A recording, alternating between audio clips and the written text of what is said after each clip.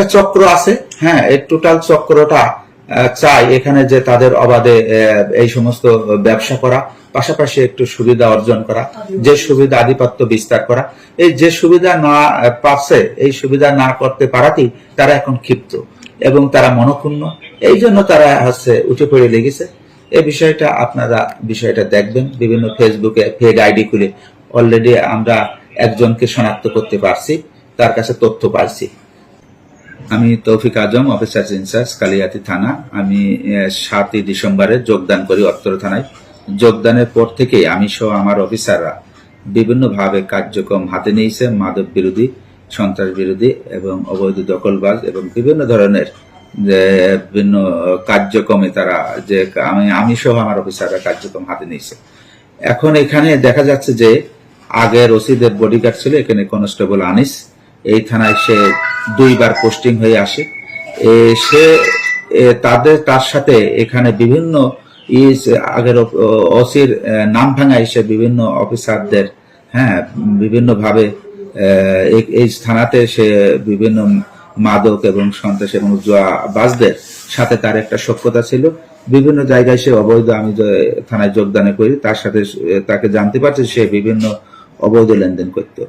পরবর্তীতে আমি যোগদানের পরে সে এক সময় আসছিল, আসার পরে সে ওই যে পুরাতন এখান থেকে তার পোস্টিং হয়েছিল গোপালগঞ্জ থেকে, তারপরে আবার সে গাজীপুরে গেছে, কিন্তু আগের ওসিদের মাধ্যমে আবার সে আসতো।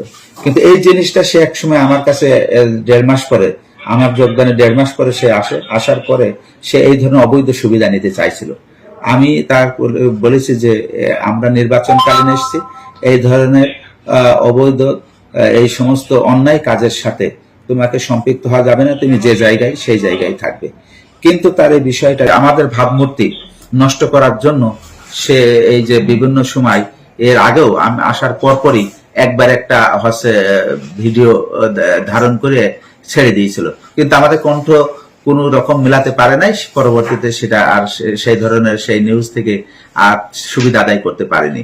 পরবর্তীতে আবার এখানে এই যে শীর্ষ সন্ত্রাসীরা এরা আবার দেখছে যে কালিহাতির যে আবার আর নতুন করে সে যখন দেখছে যে এটা না করতে পারছে আবার কি করা যায়, এই ধরনের একটা মতলব আসছে। এখানে দেখেন এই যে এখানে আমার এখানে যে বিকাশের লেনদেনও আছে, এখানে 2জন এখানে শীর্ষ সন্ত্রাসী এই যে কনস্টেবল আনিসের বিকাশের লেনদেনটাও আমরা পেয়ে গেছি অলরেডি, এবং তার সাথে সিডিআর বিভিন্ন পর্যালোচনা করে এখানে সে অবস্থান করে এই থানার পাশে।